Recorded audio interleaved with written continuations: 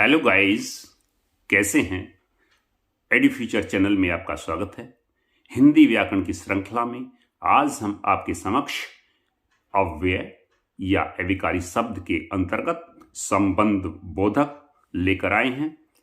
इनका पद परिचय के लिए प्रयोग अति आवश्यक है। संबंध बोधक, जो अव्यय शब्द संज्ञा सर्वनाम के बाद आकर वाक्य के दूसरे शब्दों से उसका संबंध बताते हैं, उन्हें संबंध बोधक या परसर्ग कहते हैं। क संबंध बोधक के दो रूप होते हैं, क परसर्ग सहित, ख परसर्ग रहित। परसर्ग सहित में के बारे, के समान, के सिवा। परसर्ग रहित में भर, बिना, पहले, मात्र, अपेक्षा। जैसे निकट, दूर, आगे, पीछे। बाकी आप उदाहरण में देख सकते हैं। और उदाहरण, रोहन के आगे मैं खड़ा हूं संज्ञा के बाद, मेरे आगे रोहन खड़ा है सर्वनाम के बाद। संबंध बोधक के कार्य। नंबर 1, संबंध बोधक किसी वाक्य में संज्ञा या सर्वनाम के बाद आकर वाक्य का दूसरे शब्द के साथ संबंध जोड़ता है। जैसे मेरे आगे रोहन खड़ा है, यहां आगे शब्द संबंध बोधक है क्योंकि यह रोहन संज्ञा का संबंध खड़ा क्रिया से बताता है। नंबर 2, संबंध बोधक स्थान, काल, तुलना आदि का बोध कराता है। जैसे वह मेरे पीछे खड़ा है, स्थान का बोध। वह मेरे से ज्यादा सुंदर है, तुलना का बोध। संबंध बोधक के भेद। अर्थ के आधार पर संबंध बोधक अव्यय के 8 भेद होते हैं। 1, काल बोधक अव्यय। 2, स्थान बोधक अव्यय। 3, दिशा बोधक अव्यय। 4, साधन बोधक अव्यय। 5, विषय बोधक अव्यय। 6, सादृश्य बोधक अव्यय। 7, मित्रता बोधक अव्यय। 8, विरोध बोधक अव्यय। नंबर 1, काल बोधक अव्यय। जिन अव्यय शब्दों से काल का बोध हो वे काल बोधक अव्यय कहलाते हैं। जैसे से पहले, के लगभग, के पश्चात। ट्रेन समय से पहले आ गई, उसके जाने के लगभग 1 घंटे बाद आऊंगा। 2, स्थान बोधक अव्यय। जिन अव्यय शब्दों से स्थान का बोध हो वे स्थान बोधक अव्यय कहलाते हैं। जैसे के पास, के किनारे, से दूर।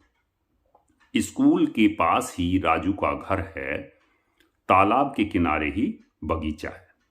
3, दिशा बोधक अव्यय।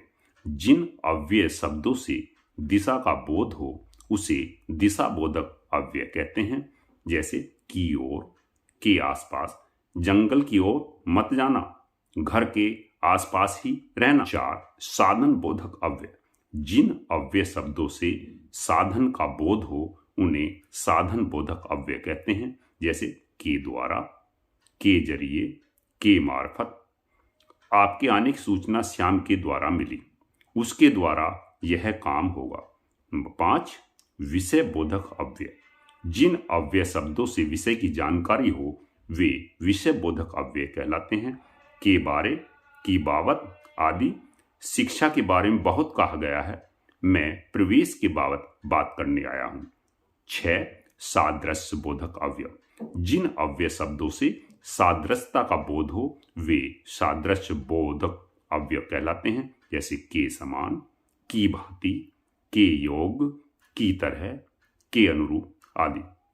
राजा हरिश्चंद्र के समान सत्यवादी बनो, अबुल कलाम जी की भांति जीवन जियो। 7, मित्रता बोधक अव्यय।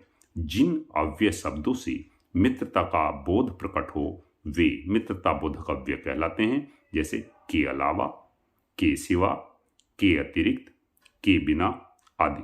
मोहन के सिवा मेरा कौन है, रोहन के बिना मैं नहीं जाऊंगा। 8, विरोध बोधक अव्यय। जिन अव्यय शब्दों से विरोध व्यक्त होता है वे विरोध बोधक अव्यय कहलाते हैं। जैसे के विरुद्ध, के खिलाफ, के उल्टा। उसके विरुद्ध मत बोलो, मेरे खिलाफ कोई चुनाव नहीं लड़ेगा। व्युत्पत्ति के आधार पर। 1, मूल संबंध सूचक। मूल संबंध सूचक वे अव्यय हैं जो किन्हीं दूसरे शब्दों के मूल से नहीं बनाए गए होते हैं, जैसे बिना, नाई, पूर्वक इत्यादि। 2. यौगिक संबंध बोधक। यौगिक संबंध सूचक वे अवयव हैं जो दूसरे शब्दों के मेल से बनाए गए होते हैं, जैसे संज्ञा से पलटे, वास्ते, और, अपेक्षा, नाम, लेखें, विषय, मार्फत इत्यादि।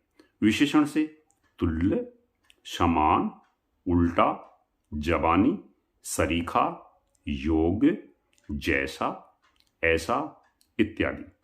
क्रिया विशेषण से ऊपर, भीतर, यहाँ, बाहर, पास, परे, पीछे इत्यादि।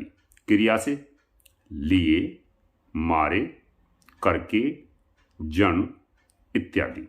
आपका बहुत बहुत धन्यवाद।